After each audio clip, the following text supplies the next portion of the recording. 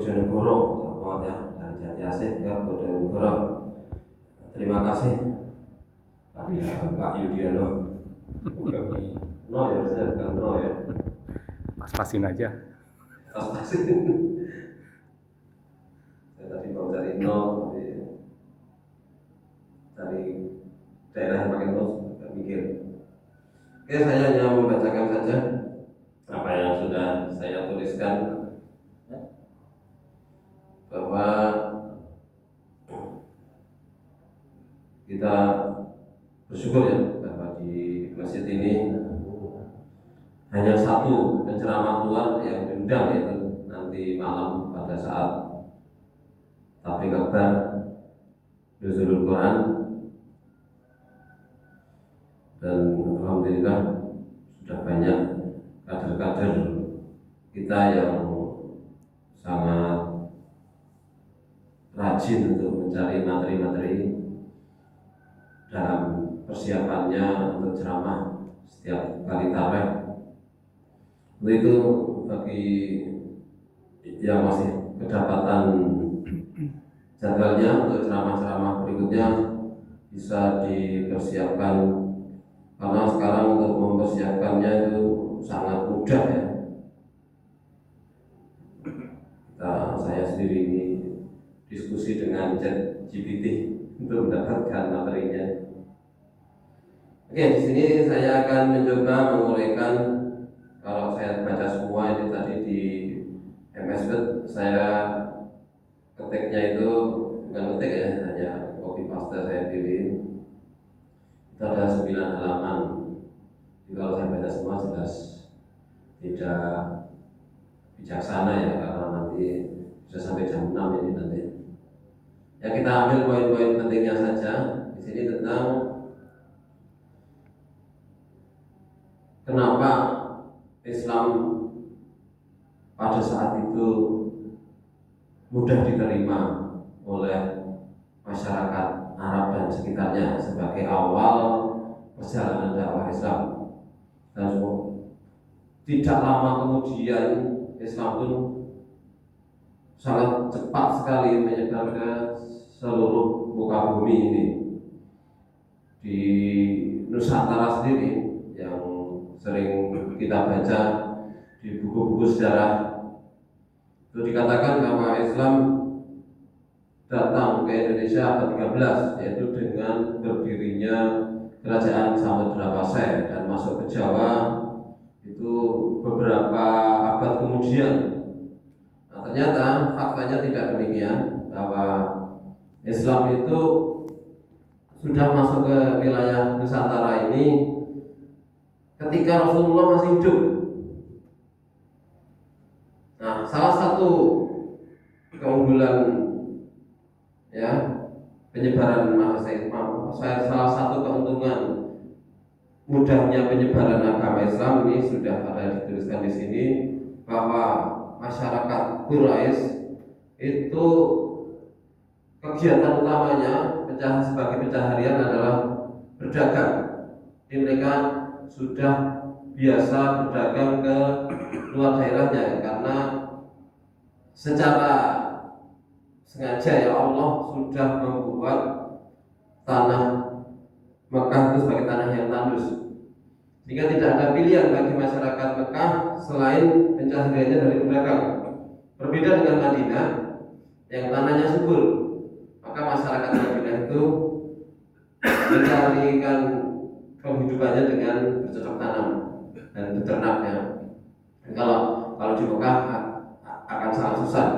Maka masyarakat Mekah sudah biasa melakukan perdagangan, sehingga dalam waktu singkat ya, karena kebiasaan mereka berdagang itu dan ditambah dengan keyakinan bahwa pahala yang sangat besar itu akan mereka dapatkan bila bisa menyebarkan Islam seluas-luasnya, maka dengan sangat semangat mereka bisa sampai ke Eropa, bisa sampai ke Cina, dan akhirnya setelah dari India lambat laun akan sampai juga ke wilayah Nusantara, masih pada abad yang ke-7. Salah satu keunggulannya itu. Dan keunggulannya lain yaitu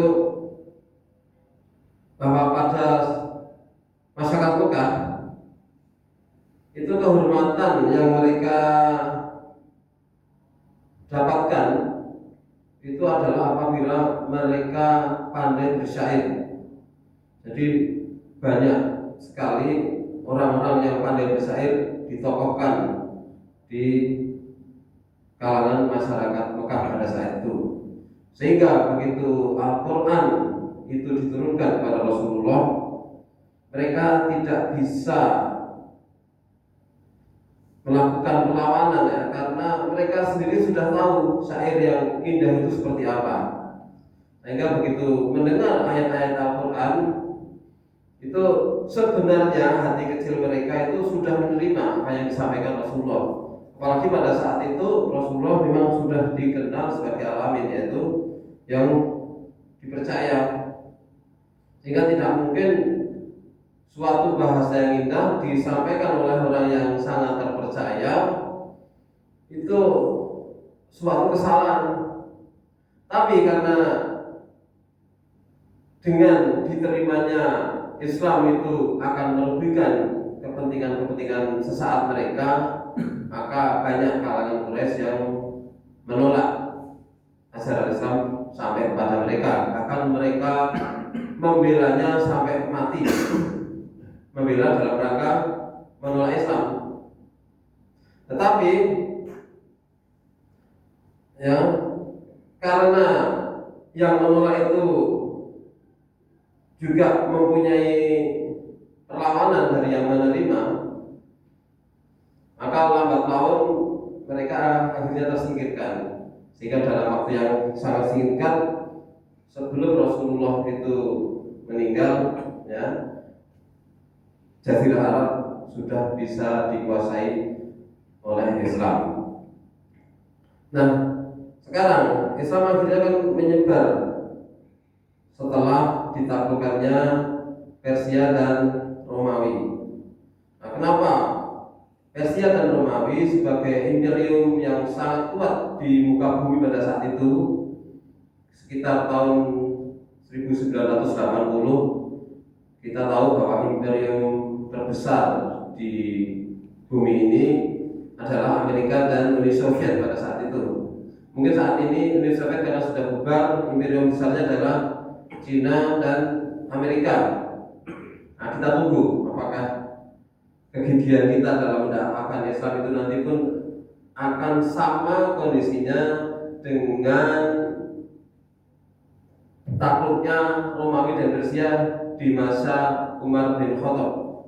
Mudah-mudahan kita ikut terlibat dalam perjuangan ini, amin ya rabbal alamin. Nah, kenapa? Ya, saya ulangi lagi ya, kenapa Persia dan Romawi pada saat itu seperti tidak berdaya menghadapi serangan dari, sebenarnya bukan serangan ya, tapi lebih tepatnya karena mereka memilih sendiri ya, ketika ditawarkan ada 3 opsi ya. Jadi tawaran dari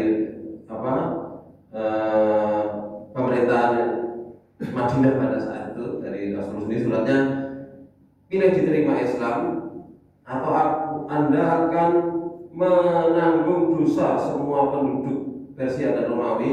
Itu opsi yang pertama. Yang kedua, kalau Anda tidak mau menerima Islam, maka pilihan keduanya adalah biarkan kami berdakwah yang menyampaikan Islam kepada masyarakat Anda. Nah, ketika tawaran yang kedua ini pun ditolak, akhirnya pilihan ketiga tidak bisa dihindarkan adalah perang. Padahal kekuatan tempur umat Islam pada saat itu memang masih sangat kecil ya dibandingkan kekuatan tempur baik orang Persia maupun orang Romawi. Tetapi ada faktor-faktor internal di kalangan mereka sendiri, yaitu antara Persia dan Romawi itu selalu terjadi peperangan juga antara mereka, sehingga di samping banyaknya pemberontakan di kalangan mereka sendiri, terutama di kalangan kaum Persia ya, itu orang yang menerima suratnya Rasul untuk menerima Islam itu bukan orang yang takluk pada saat Persia itu dikalahkan oleh pasukannya Umar bin Khattab. Jadi Umar bin Khattab itu menaklukkan Persia yaitu keturunan dari penguasa Persia. Ketika penguasa Persia itu menerima surat dari Rasulullah, jadi pemerintahan Persia yang sudah digulingkan ini adalah ya digulingkan oleh anak mereka yang akhirnya yang ditumbangkan oleh Umar bin Khattab. Jadi ada pemberontakan sehingga kekuatan Persia pun melemah pada saat itu, sehingga terjadi konflik intern sehingga akhirnya Persia bisa ditumbangkan. Dan Romawi pun karena sudah banyak kecapean ketika melawan Persia, akhirnya pasukan yang dikirim oleh Umar bin Khattab pun bisa menaklukkan Romawi pada saat yang sangat berdekatan. Itulah beberapa keuntungan kenapa Islam itu Allah atur akan mudah menaklukkan kekuatan besar, dan akhirnya lambat-lambat bisa menyebar. Untuk yang lainnya bisa dibaca karena sudah saya share di grup itu ya. Sekian saja yang saya sampaikan, mudah-mudahan bisa menambah semangat kita untuk persiapan berikutnya bagi yang mempunyai jadwal ceramah yang akan datang. Kita tutup dengan kafaratul majelis. Subhanakallahumma wa bihamdika asyhadu an la ilaha illa anta astaghfiruka wa atubu ilaik. Assalamualaikum warahmatullahi wabarakatuh. Waalaikumsalam.